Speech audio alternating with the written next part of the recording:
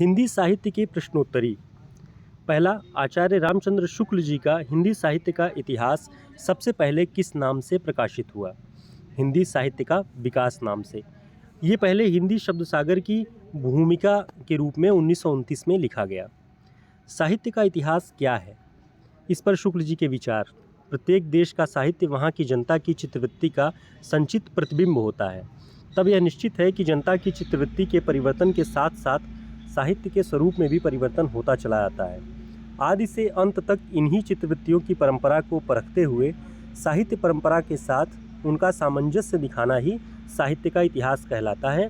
ये आचार्य रामचंद्र शुक्ल जी का कथन है। हिंदी साहित्य का वैज्ञानिक इतिहास 2 खंड में 1965 ईस्वी में गणपत चंद्र गुप्त जी ने लिखा।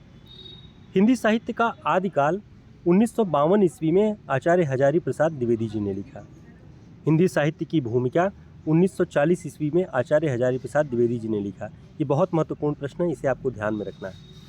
आचार्य हजारी प्रसाद द्विवेदी जी को केंद्र में रखकर लिखी गई पुस्तक का क्या नाम है?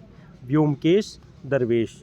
2011 ईस्वी में ये लिखी गई और विश्वनाथ त्रिपाठी इसके लेखक हैं। यह एक जीवनी पुस्तक है।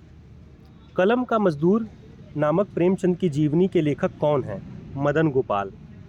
कलम का सिपाही प्रेमचंद जी की जीवनी जो लिखी गई उसके लेखक कौन हैं? अमृत राय। और अमृत राय प्रेमचंद जी के पुत्र थे। प्रेमचंद घर में 1944 ईस्वी में किसने लिखा? शिवरानी देवी ने, और ये प्रेमचंद जी की पत्नी थी।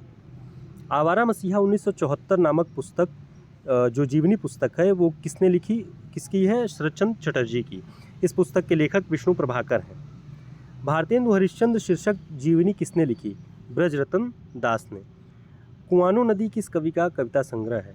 सर्वेश्वर दयाल सक्सेना। बकरी नाटक किसने लिखा? सर्वेश्वर दयाल सक्सेना ने। 2021 का व्यास सम्मान किसे प्रदान किया गया है? असगर वजाहत को। और किस नाटक के लिए? महाबली नाटक के लिए। ये महत्वपूर्ण प्रश्न आपको ध्यान रखने हैं, परीक्षाओं की दृष्टि से ये बहुत उपयोगी है।